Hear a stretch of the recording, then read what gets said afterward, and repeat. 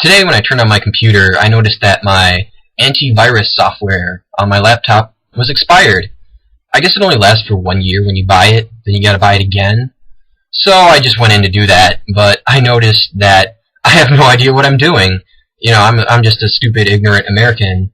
We don't know what we're doing with anything.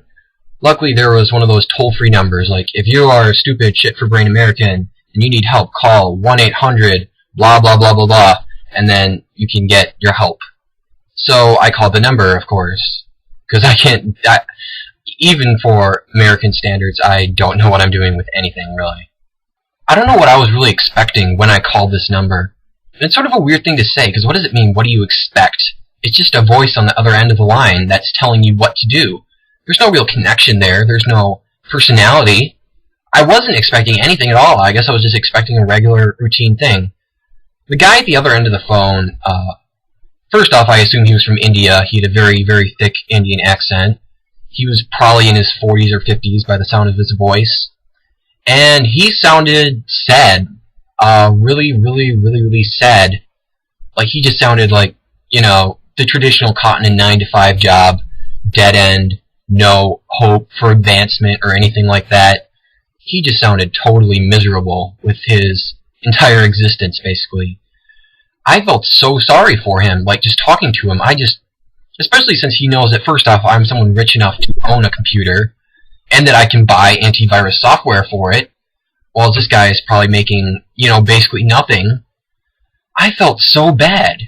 Especially at this one part where I started downloading it, and, you know, one of those little download bars popped up, and it said, this will take about 20 minutes. And he asked me, sir, do you want me to stay online and help you, or just wait with you?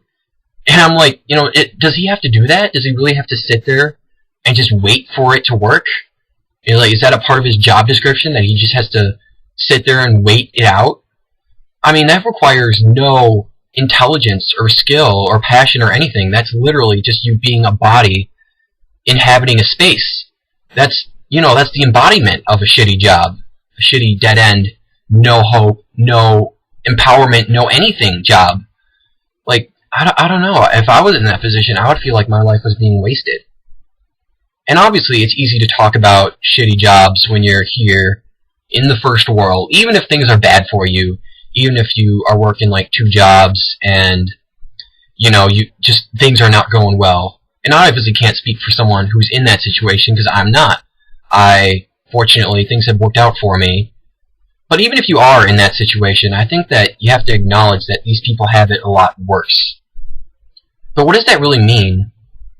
I don't know what it means. I mean, I feel horrible about it, but is there any point to me feeling horrible about it? Because, you know, I know that there's no difference I can make. First off, that's in India. If I'm going to make any changes, it's most likely going to be here in America, where I live.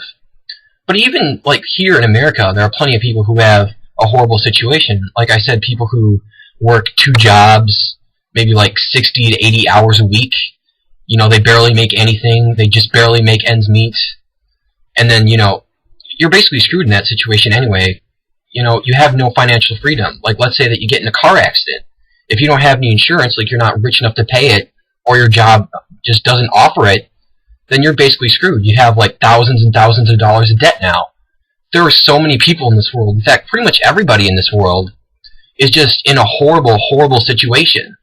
From my perspective, it's just like all this horrible stuff is going on, and I say, wow, this is horrible. What can I do to fix this? And I don't think there's anything that I can do. It's just, I don't know.